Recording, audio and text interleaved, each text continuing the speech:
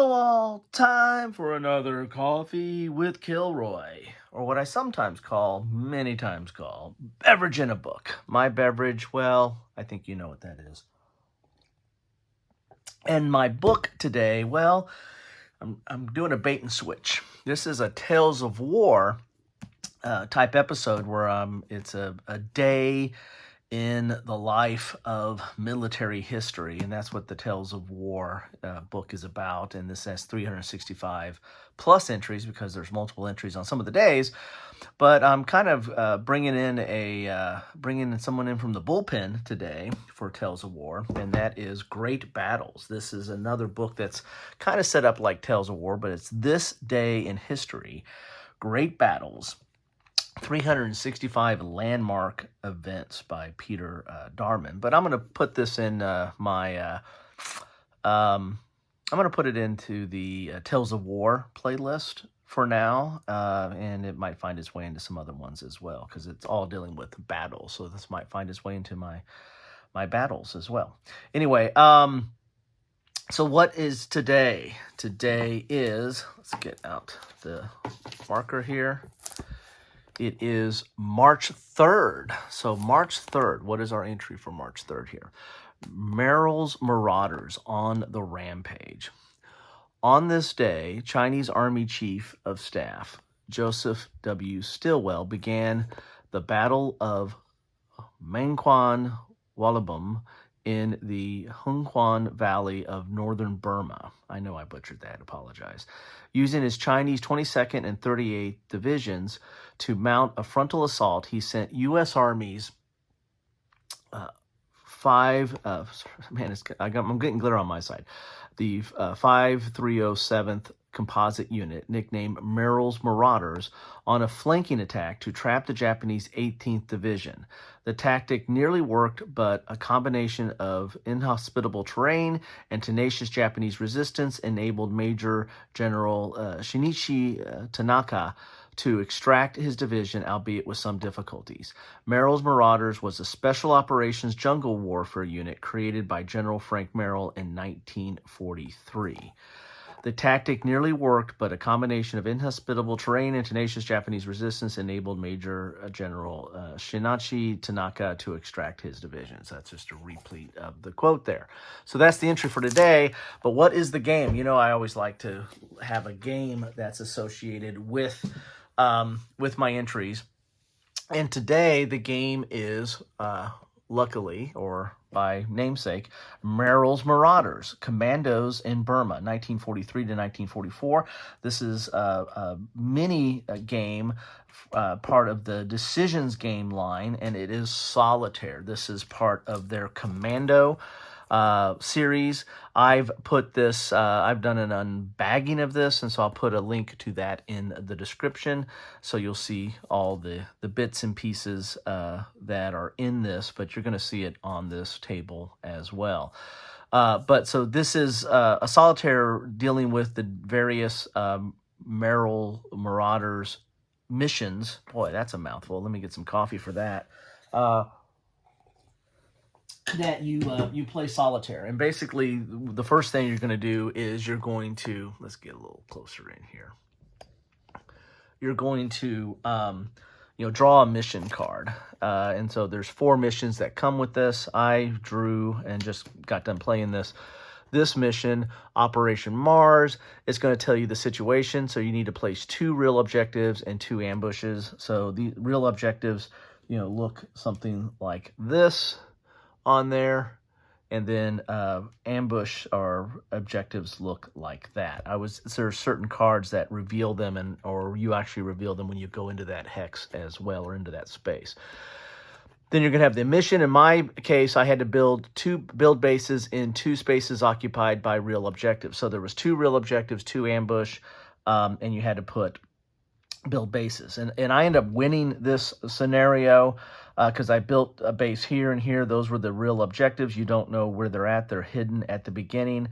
And then you also had to have a KIA of 6+. So what is KIA? Well, that is you keep track of that up here. Every time you kill a Japanese force or eliminate a Japanese force, then you move up on that track. But when you lose a force, you go down on that track, or when you lose one of your units, you go down on that track. And so I had to have that 6+. I actually built the missions early, built the bases early, and then had to spend several ops, winning battles to get my KIA up to 6+, because I had lost some units early on in the game.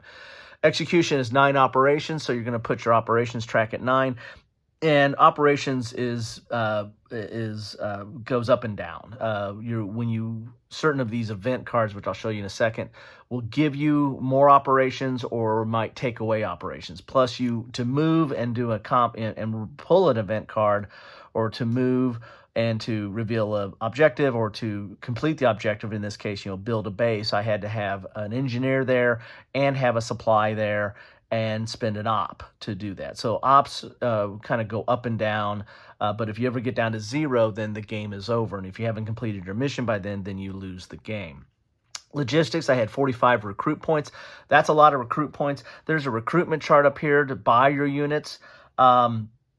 You have, regular units, you have scouts, you have heavy weapons, there is supply units, there's engineers. Of course, I bought 2 supply and 2 engineer units because, I knew I was going to need to have that for the game. And these are like a supply unit, so they have no combat and they move very slow. So I actually went and found the location or the objective, and then had to bring the supply up in the rear to eventually get to use them to build the base.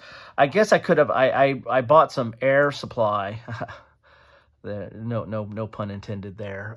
But some air supply here, and I believe I can use this to build it as well. That's just an airdrop. But I used the old mules kicking and screaming down the track. And then the final thing here is you got your command and signal. I had a leader and I had a stacking limit of 5. So that stacking was kind of nice, because if you're stacking, that's how many units you can put in a stack. Leader doesn't count for it. Plus I had 1 leader. Leaders are very important because they come into effect for tactical superiority. You're going to roll 2 dice at the beginning. If you have a leader, you add +1, and whoever has the highest dice has tactical superiority. They get to fire first. And combat is relatively simple.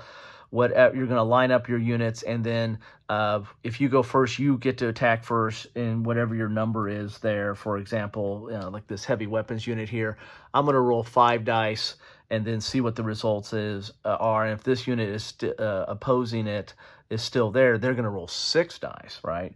And the results are basically on a 5, it's a panic. That means they flip over, so they're not available for combat, so they don't get to fire back if you fired first. And then 6 is elimination, and then that affects the KII chart.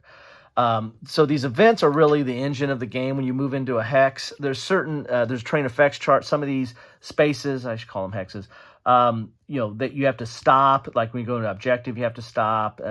Some of them have terrain effect modifiers. They give the enemies, maybe a first shot or an extra die or something like that.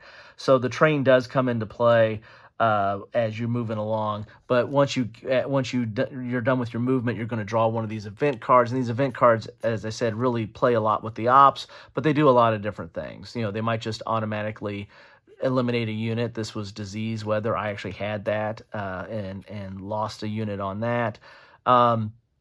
You have air command. There's all kinds of different things, but a lot of times they're just combat, right? And so roll a die and place that number of enemy units in the space, engage in combat. And if you win, you get 2 ops. So if you lose 2 ops. So the ops are basically, it's a variable time limit of how long you have to complete this game. So these all use the basic rules of the commando minigame system, and then you have a specific scenario rules which are specific to Merrill's Marauders. So there you have it.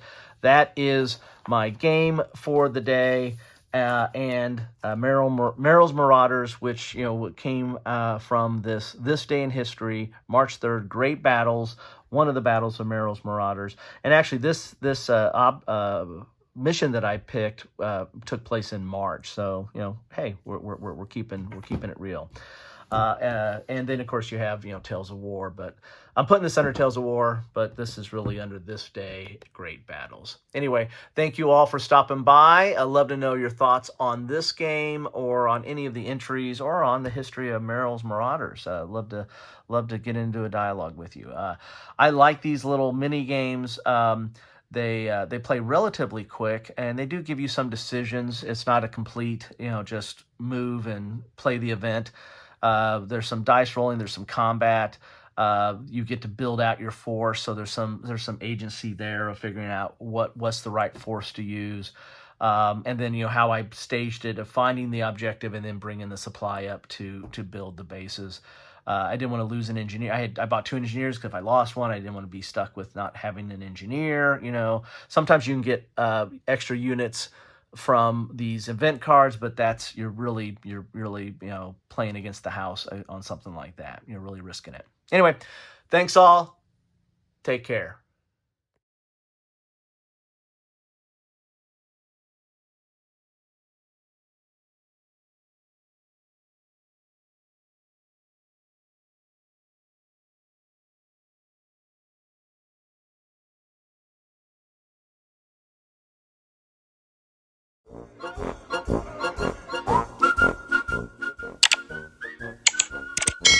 Thanks for watching.